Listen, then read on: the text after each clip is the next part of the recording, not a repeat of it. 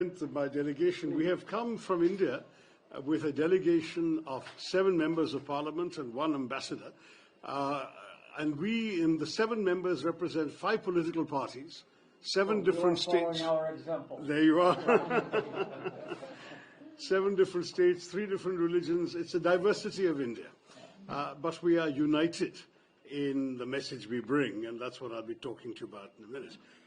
Our new ambassador has just presented his soft credentials this morning. So I had opportunity after. I arrived last night. So we hope that he will be seeing more of you in the time to come. But may I briefly present my colleague, Mr. Bhuvaneshwar Kalita is a senior member of parliament from Assam in the northeast of India. Mr. Sarfaraz Ahmed is from Jharkhand in the east as well. Taranjit Sandhu is our former ambassador in Washington till last year. On the left is Ambassador Dinesh Bhatia. Then we have Tejasvi Surya, who is a member of parliament from Bangalore. To his left, Shashank Mani Tripathi, who is a member of parliament from a state that has more people than Brazil does, UP, Uttar Pradesh. I was trying to explain to my barber today, where I went, that India has about 1/3 of our territory, but 6 times our population. People, exactly. I envy your lack of density. And of course, hundreds and hundreds of years of civilization before Brazil was even known. That is true, sir. Very, very proud to recognize that. And finally, Harish Balyogi, who is from Andhra Pradesh, as you know, in the southeastern coast. So we represent, in many ways, the diversity of India. And the reason we have come is very much to seek greater sympathy and understanding on the part of our friends. And also countries that are not necessarily our friends, but you are in the high friends category, for our situation in recent months. In particular, the really, really serious attack on our country by terrorists in Kashmir, in a place called Pahalgam, on the 22nd of April. I must say that we saw the statement by Brazil. We were also very touched by President Lula telephoning our Prime Minister personally to express his concern and condolences. But as you know, in the couple of weeks that followed, absolutely no action was taken to bring the perpetrators to heel or even to look for them in Pakistan. We have identified 4 of them that crossed over from the other side, but there's absolutely no effort made. So finally we decided, the government decided, it had to send a very strong message. And this is why on the 7th of May, India struck 9 terrorist bases. And I say this very carefully. You know, Celso, from your years at the United Nations, and I think this is the first time I'm seeing you in an Indian capacity. I've always met you as a UN official. Let me say that here we are looking at organizations listed by the 1267 Committee at the UN. These are organizations whose terrorist standing is not in doubt. They're also on the terrorist designate list of the United States government. And their headquarters, base camps. In the United Nations also. Yes, in the sanctions, Terrorist Sanctions Committee, 1267 Committee.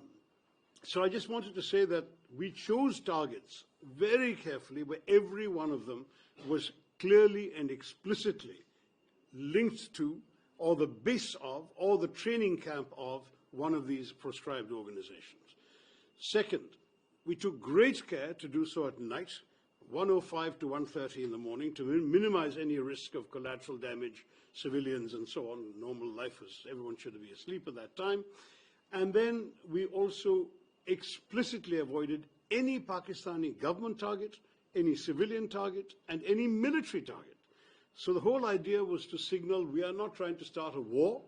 We are just conducting retribution for an act of terror, which was a really vile act. 26 people killed.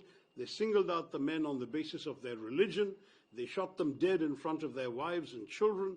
It was really horrendous. And it was meant, of course, to do the maximum possible damage to India, to disrupt the Kashmiri economy, which was booming, to end the prospects of tourism flourishing in Kashmir.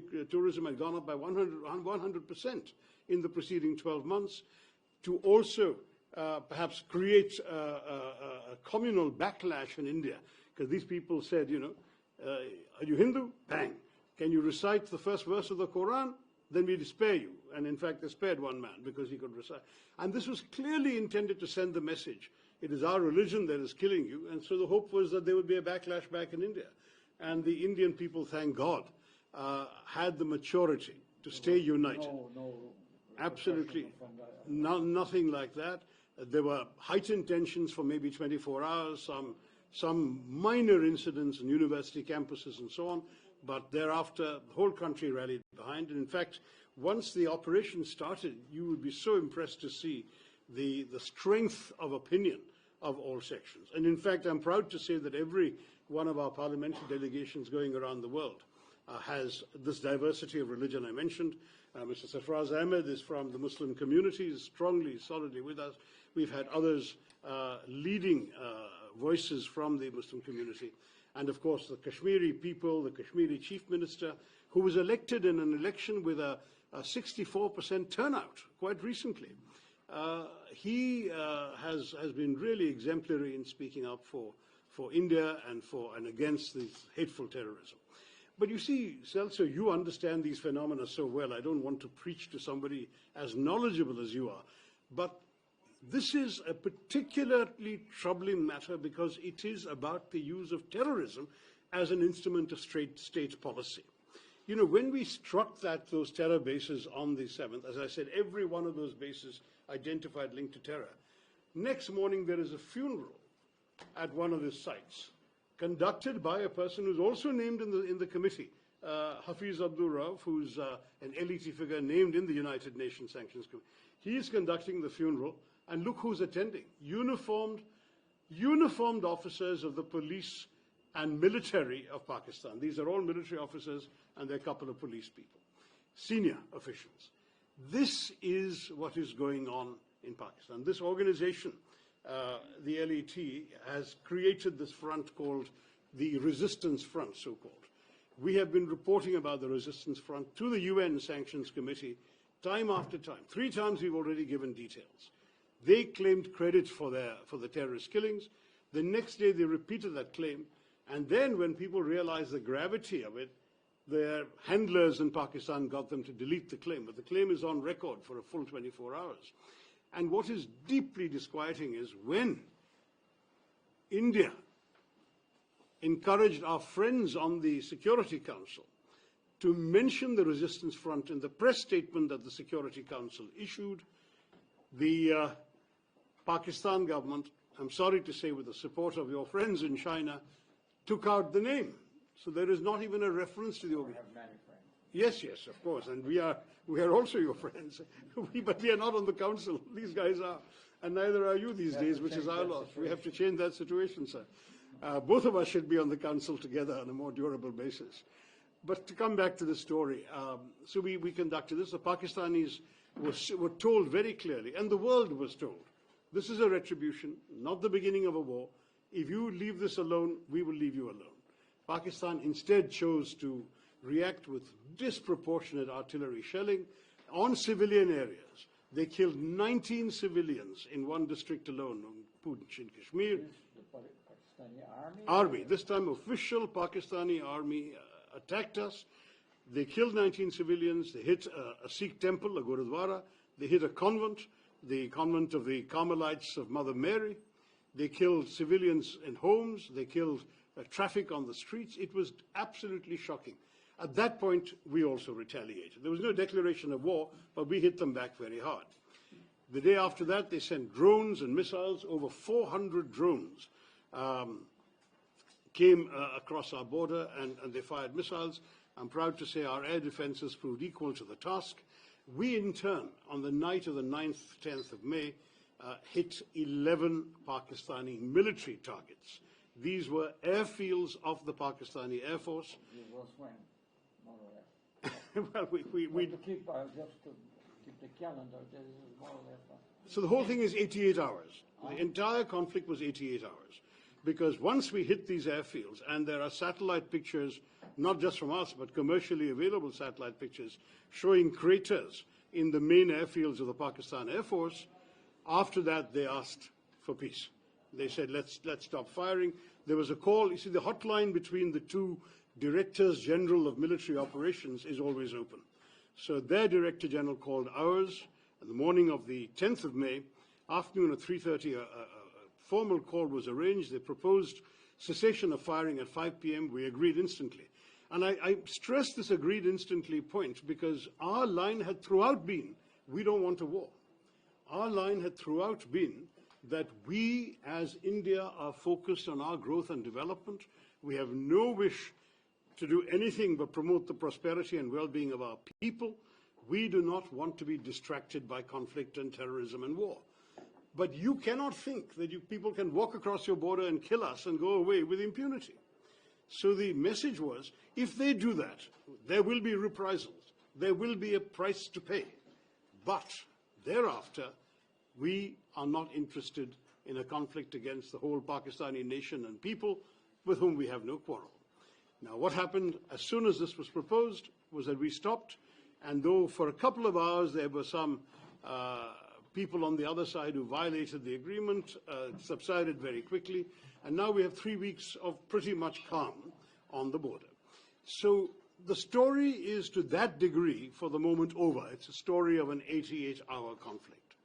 But the larger lessons are what I wanted to talk to you about, and through you, I hope you will share our Prime Minister's concerns with President Lula, because the truth is that we really need understanding from our friends here. This is not some random incident.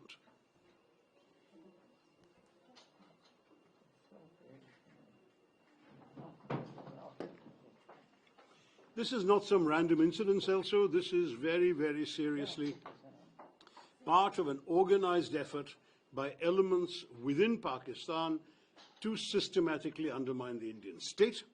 It has begun at the end of the Soviet withdrawal from Afghanistan, when you had a whole bunch of mujahideen trained and ready to be unleashed somewhere with no place to go because the Soviets had left, so they turned them towards India and Kashmir.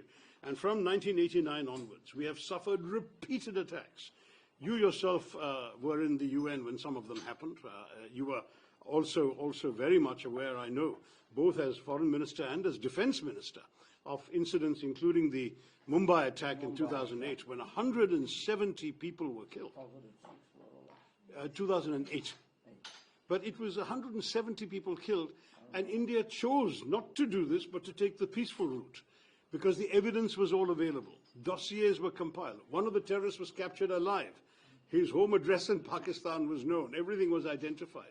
Western intelligence agencies, not just ours, had recorded the chilling voice of that killer in Pakistan, the handler, giving minute-by-minute instructions to the terrorists to shoot and kill each of their victims. While the killing was going on, the operation was being directed from Pakistan. All this evidence was collected. And we thought, the government, which was at that point my party's government, Dr. Manmohan Singh's government, thought that this convincing dossier will result in the end of Pakistani terrorism, that the whole world will tell Pakistan not acceptable, so on and so forth. I'm sorry to say it didn't happen. Full dossiers were given. Pakistan was put on the grey list of the Financial Action Task Force. Not one person has been prosecuted, let alone convicted. Not one. They made a token gesture of arresting one or two of the names that we had provided, which were associated with the dispatch of this mission. The most prominent of them was a character who has since fathered children while he is ostensibly under arrest. Who has since fathered children while he is ostensibly under arrest. That is the kind of arrest that he is enjoying. It's a joke. The Pakistanis are not serious about terrorism. And this is why, time after, the Pakistanis say, let us have a neutral investigation. There could have been no more neutral investigation than the one of 2008.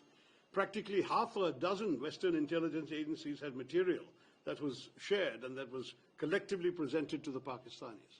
We said, here is all the material you need to prosecute these people and convict them in your courts. They gave one excuse after the other.